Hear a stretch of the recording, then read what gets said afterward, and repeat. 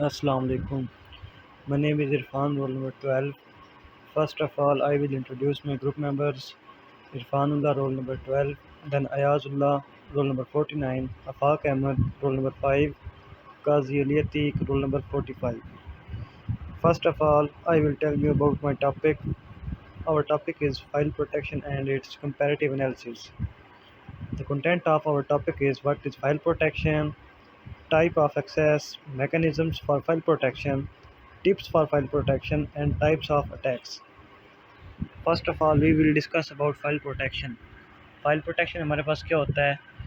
File protection means आपकी जो files का डाटा है आप उसको प्रोटेक्ट करें against accidental erase and improper access.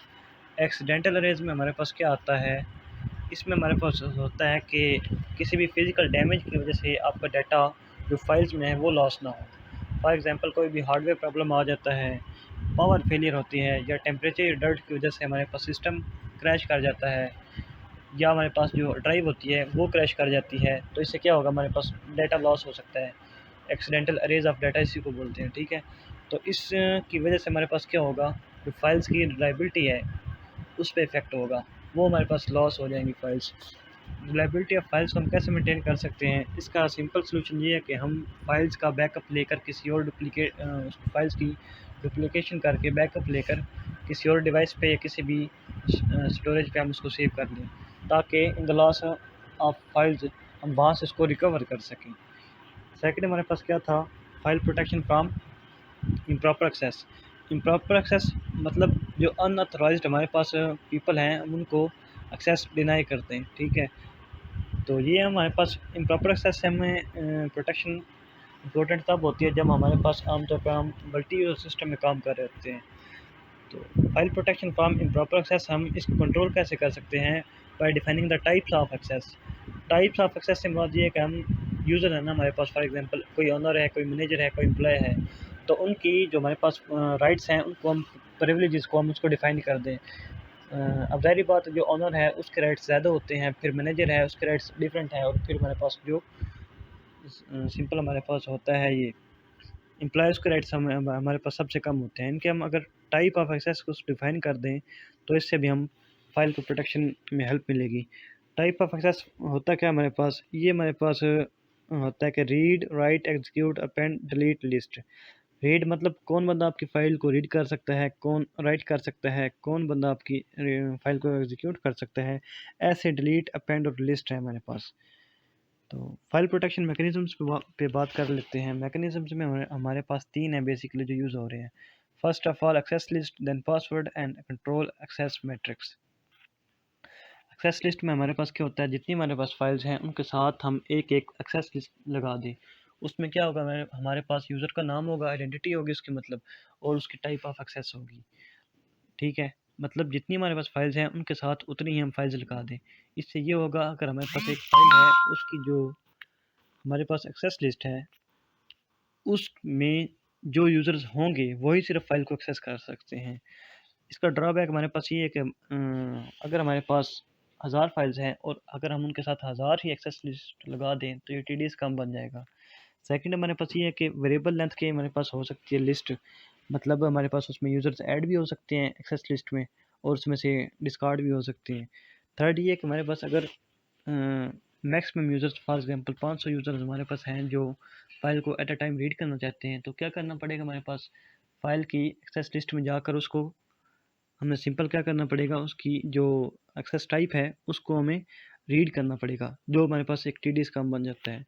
Second method हमारे पास क्या है, पासवर्ड। पासवर्ड में हमारे पास ये है कि हर फाइल का सेपरेट पासवर्ड लगा दें। इससे हमारे पास क्या होगा, हमारे पास जो फाइल प्रोटेक्शन स्ट्रॉन्ग तो होगी, लेकिन इसका ड्रॉबैक क्या है? ड्रॉबैक ये है कि हमारे पास अगर हमारे पास 1000 फाइल्स हैं और उन पे हम सेपरेट पासवर्ड लगा दें तो उन पासवर्ड्स को याद करना, मेंटेन करना एक डिफ़िकल्ट और लार्ज काम हो जाएगा। सेकंड हमारे पास वे क्या है पासवर्ड लगाने का, कि हम जो 1000 के 1000 फाइल्स हैं उन पे सेम पासवर्ड लगा दें। लेकिन इसका ड्रॉबैक हमारे पास क्या है? ड्रॉबैक इसका सिंपल ये है कि हमारे पास अगर हैकर को या अटैकर को हमारे पास एक फ़ाइल का पासवर्ड पता चल गया तो हमारी जो बाकी सब फाइल्स हैं वो उनको भी डिस्कवर कर सकता है। नेक्स्ट हमारे पास है एक्सेस कंट्रोल मैट्रिक्स, जो डिफाइन करेंगे फाक Ahmad. Assalamualaikum class, my name is Afaq Ahmed. I'm here to present access control matrix. हमारे पास access control matrix क्या होता है? फाइल को प्रोटेक्ट करने के लिए हम लोग access control matrix को यूज करते हैं। ये एक एल्गोरिथम है, इसमें हमारे पास फाइल एक्सेस मोड दिए होते हैं और जो यूजर होते हैं उनको हम एक्सेस देते हैं कि वो फाइल को रीड कर सकते हैं, या राइट या एग्जिट कर सकते हैं, या मॉडिफाई कर सकते हैं।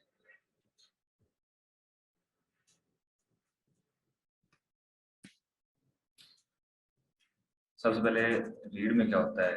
रीड में ये होता है कि एबिलिटी होती है यूजर के पास कि वो फाइल को सिर्फ व्यू कर सकता है। उसके बाद राइट में ये होता है फाइल को मॉडिफाई कर सकता है या कंटेंट को रिमूव कर सकता है। उसके बाद आता है हमारे पास एग्जीक्यूट। एग्जीक्यूट में ये होता है कि यूजर जो है वो फाइल को एग्जीक्यूट कर सकता है, जो प्रोग्राम होता है।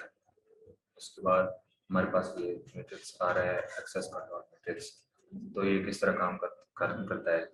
इसको इम्प्लीमेंट, एक तो ये है कि इसको इम्प्लीमेंट करना बहुत ईजी होता है, और दूसरी ये है कि ये स्मॉल नंबर ऑफ फाइल्स और फ्यू यूजर्स के लिए ये बहुत करामद होता है, बहुत यूजफुल होता है। इसमें ये होता है कि in matrix each column identifies the user and each row identifies. जो कॉलम होते हैं वो यूजर को आइडेंटिफाई करते हैं और जो रो होती हैं वो फाइल्स को। फॉर एग्जांपल इसमें ये है कि जो फाइल नंबर 3 है उसको यूजर तो इस तरह एक्सेस कर सकता है कि वो उसको रीड कर सकता है या राइट कर सकता है या एग्जिट कर सकता है या डिलीट कर सकता है। इस तरह यूजर नंबर 4 जो है वो फाइल 2 को सिर्फ एग्जीक्यूट कर सकता है। उसके बाद यूजर नंबर जो 5 है उसको अगर हम देखें तो अगर वो फाइल 5 को यूजर नंबर 5 की तरफ देखें तो वो उसको रीड भी कर सकता है, राइट भी कर सकता है, एग्जीक्यूट भी कर सकता है और डिलीट भी कर सकता है। तो इस तरह से हम इस मैट्रिक्स को यूज करते हैं। एक्सेस कंट्रोल मैट्रिक्स जो है इसके ड्रॉबैक्स ये हैं कि ये जो है स्मॉल नंबर ऑफ यूजर्स और स्मॉल नंबर ऑफ फाइल्स के लिए काम करता है। तो अगर हम कोई बहुत बड़ी ऑर्गेनाइजेशन हो तो, या बहुत ज़्यादा हमारे पास डाटा हो, बहुत ज़्यादा फाइल्स हो और बहुत ज़्यादा यूजर हो, तो उसके लिए ये काम नहीं कर सकता। तो इसके लिए हमें इसके अल्टरनेटिव पे जाना पड़ता है। एक्सेस कंट्रोल मैट्रिक्स फर्दर आगे इसमें इसकी टाइप्स हैं, उसमें डिस्क्रिशनरी एक्सेस कंट्रोल है, उसके बाद रोल बेस्ड एक्सेस कंट्रोल है और उसके बाद मैंडेटरी एक्सेस कंट्रोल है। यहाँ पर हम लोग देखेंगे रोल बेस्ड एक्सेस कंट्रोल को। रोल बेस्ड एक्सेस कंट्रोल क्या होता है? रोल बेस्ड एक्सेस कंट्रोल हमारे पास restrict network access based on a person rule. ये एक ऑर्गेनाइजेशन, जिस मिसाल के तौर पर हमारे पास एक ऑर्गेनाइजेशन है तो वो जो यूजर्स होते हैं उनको रोल साइन करती है, और जो रोल होते हैं उनके पास अपनी परमिशंस होती हैं और वो हर रोल के पास उस पर राइट्स होते हैं जिसके मुताबिक वो काम कर सकता है। फॉर एग्जांपल के एक यूजर है, एक ऑर्गेनाइजेशन है, उसमें डिफरेंट एम्प्लॉय काम कर रहे हैं, हर का अलग अलग रोल है। कोई अगर मैनेजर है तो दूसरे का कोई और रोल होगा। तो इसमें रोल बेस्ड काम करते हैं, हम लोग रोल असाइन करते हैं और फिर फर्दर जो रोल्स हैं उनके पास प्रिविलेजेस और परमिशन होती हैं जिसके तहत वो काम करता है। इस तरह हम लोग large number of organisation, large number of data, large number of files को एक्सेस कर सकते हैं बिना किसी एक को पासवर्ड लगाया या एक को प्रोटेक्ट किए बगैर। हम लोग जिस यूजर के पास रोल होते हैं वही एक्सेस कर सकता है और उसके अलावा और कोई नहीं एक्सेस कर सकता। तो ये रोल बेस्ड एक्सेस जो हमारे पास एल्गोरिथम है वो किस तरह काम करता है? एक यूजर है, उसके पास रोल होगा और रोल्स के पास फर्दर परमिशंस होंगी, मैनी नंबर्स ऑफ परमिशन होंगी, और जो उसके पास कैपेबिलिटीज होंगी तो उसको परमिशन अलाउ की जाएंगी, और ढेर सारी परमिशन मिला के हम एक रोल बनता है और रोल यूजर को असाइन किया जाता है। एक यूजर के पास एक से ज्यादा रोल भी हो सकते हैं। उसके बाद एक एग्जाम्पल दी गई है, एक यूजर ए है, वो सिस्टम एडमिन है, उसके पास रोल है सिस्टम एडमिन का, उसके पास ये राइट है कि वो सिस्टम को एडिट भी कर सकता है, उसके बाद नेटवर्क को भी एक्सेस कर सकता है और फाइल को भी एडिट कर सकता है और रीड भी कर सकता है, फाइल को मॉडिफाई भी कर सकता है। इसी तरह हमारे पास एक यूजर जे है, वो लिमिटेड रोल्स हैं, उसके पास वो सिर्फ एडिट यूजर की फाइल्स को एडिट कर सकता है। नेक्स्ट हमारे पास इसके ड्रॉबैक्स हैं। ड्रॉबैक्स में यह आता है कि रोल बेस एक्सेस कंट्रोल के ड्रॉबैक्स में यह आता है, you can't set up a role using parameter that are unknown to. हम इसके पैरामीटर्स को जो इसके रोल्स को पैरामीटर असाइन नहीं कर सकते जब तक यूज़र जो है वो सिस्टम को बता नहीं सकता, सिस्टम को बताए बगैर उसके पैरामीटर्स को चेंज नहीं कर सकता। Permission can be assign only to the user role. जो परमिशन है वो सिर्फ यूजर के रोल को असाइन की जा सकती हैं, जो ऑब्जेक्ट्स हैं और जो ऑपरेशन है उनको असाइन नहीं की जा सकती। तो इसमें ये ड्रॉबैक्स है। इसके अलावा ये इसका है कि ये जो इसकी फंडामेंटली फ्लॉड मेथोडोलॉजी है, user managing user identity and access permission, जो यूजर की आइडेंटिटी और परमिशन के लिए जो इसकी फंडामेंटली फ्लॉड मेथोडोलॉजी है वो एक इसका ड्रॉबैक है। उसके बाद इनहेरेंट वीकनेस, जो इसकी नेचर है इसको फर्दर मेंटेन करना पड़ता है, मेंटेन रखना चाहिए, कॉन्स्टेंटली इसको मेंटेन रखने की जरूरत होती है। तो जो डायनामिक ऑर्गेनाइजेशन होती हैं उनको डायनामिक एक्सेस कंट्रोल की जरूरत होती है, लेकिन इसको फर्दरली कॉन्स्टेंटली मेंटेन करने की जरूरत होती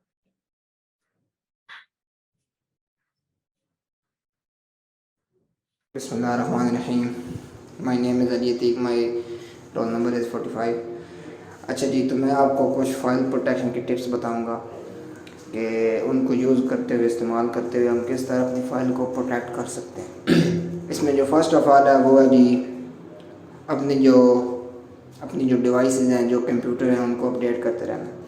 हम जब अपनी मतलब कंप्यूटर्स को या अपने जो डिवाइसेस हैं उनको अपडेट करते हैं तो उनमें कुछ सिक्योरिटी पैचेस आते हैं, जिसकी वजह से जो हमारा सिस्टम होता है वो सिक्योर हो जाता है और जो हमारी फाइल्स होती हैं वो भी सिक्योर हो जाती हैं। इस की हेल्प से हम अपनी फ़ाइल को प्रोटेक्ट बना सकते हैं। उसके बाद है जी स्ट्रॉन्ग पासवर्ड लगाना।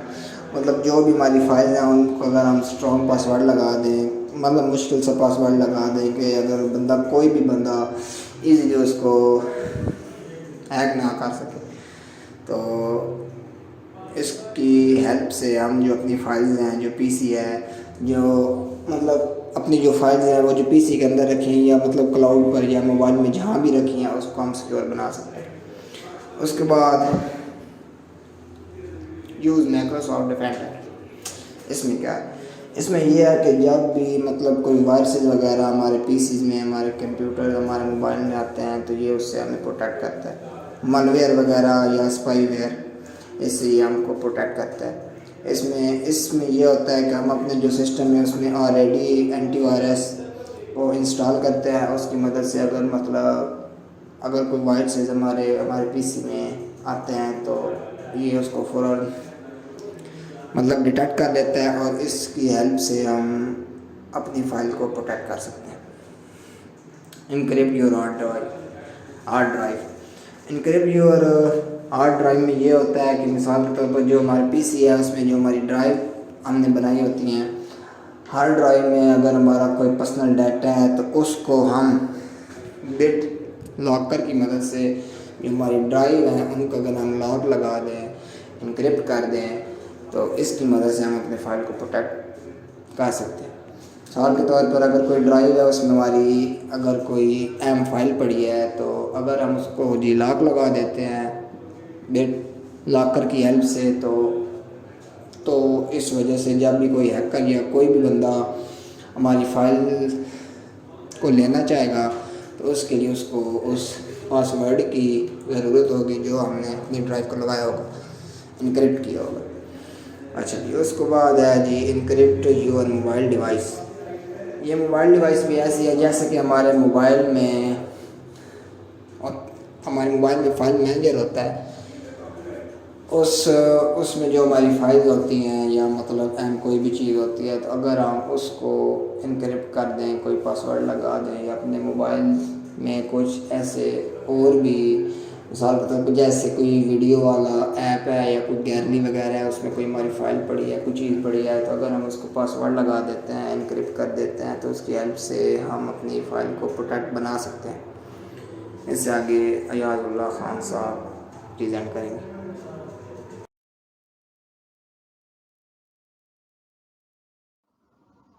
अस्सलाम वालेकुम, मेरा नाम अयाज़ है और रोल नंबर 49 है और मैं टिप्स फॉर फाइल प्रोटेक्शन को कंटिन्यू करूँगा।